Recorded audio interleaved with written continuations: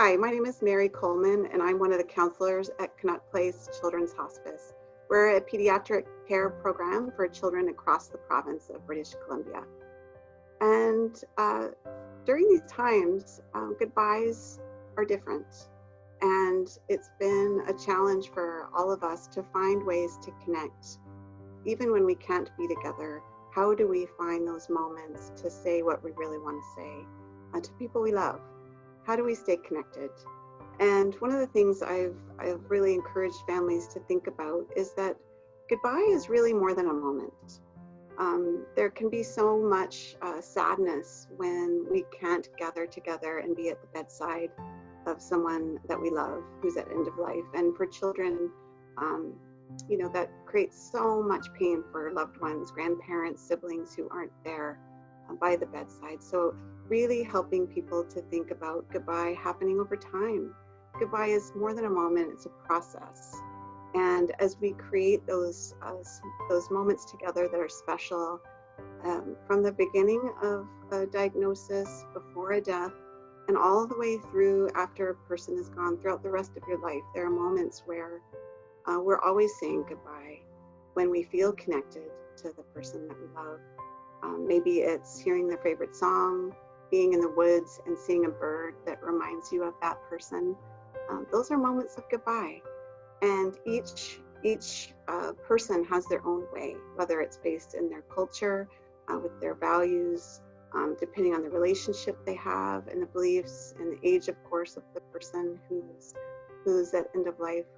But I want to just support that idea that we have a journey that includes goodbyes all along the way. When we think about goodbyes, what we're really wanting to say is that we're connected and that person is a part of us always. And we do that in so many different ways at Canuck Place. One is about taking the time to think of new ways to make memories, and through pictures, hand molds, fingerprints, we do all sorts of things. And what I'm seeing through these times is that families are being so creative in the ways that they show each other that they matter and that they love each other and that they care. So many different ways that they're maintaining communication while a child is at Canuck Place. It can be as simple as sending a special message over videos where siblings can send little video chats to their brother or sister who are staying at Canuck Place.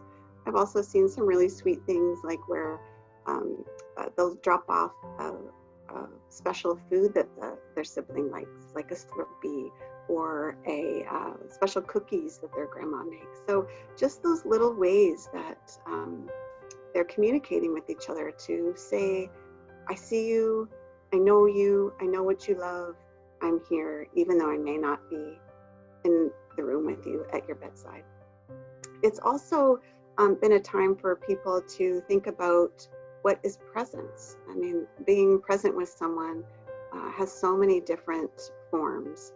What I'm seeing in our program is that it's really asking us and our families to think and talk about earlier what their wishes are at the end of life in terms of who they want to be with. We've had people think more about staying at home so that they can be gathered with people safely who can be there with them. They've had to really talk about and think about how to connect when it's not safe to be together.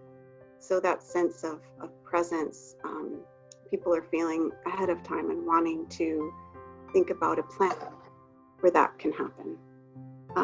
And also they've been exploring and thinking about how to make ordinary moments meaningful together from a distance, whether it's having hot chocolate together online or maybe adults sharing a glass of wine, and doing things that you would do if you were in each other's presence in the same room.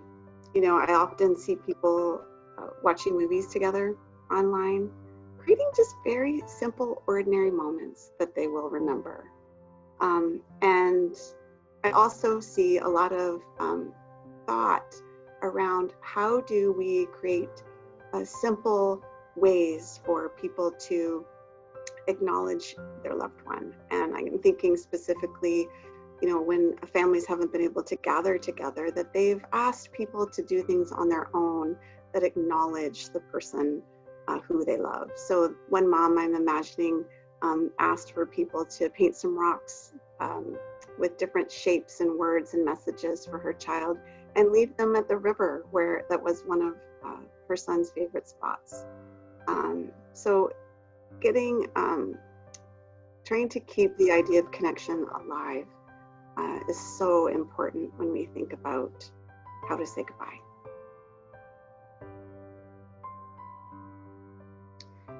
As part of the counseling services that we provide at Connect Place, we've really worked together to think creatively about how we might be able to provide those supports for folks that we can't be with in person.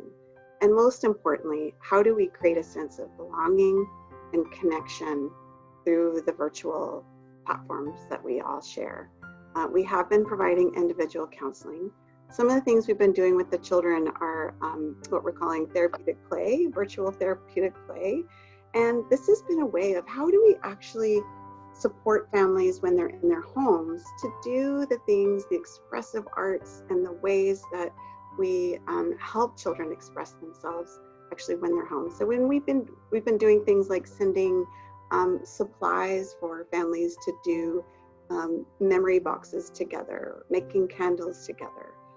We've created opportunities for families to come together in a virtual sharing circle where they share memories of their loved one, where we create some rituals that they can do from a distance, like where each family has a candle that we then light on screen together, remembering the name of their child.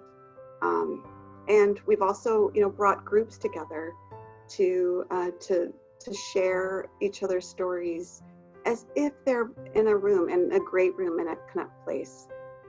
We try to encourage folks to think about creating those special times for themselves in their own homes, making themselves a cup of tea, creating a special cozy place for themselves as they join with other families on the screen. We're always wanting to find ways to create warmth and a sense of being together, even when we're not in the same room.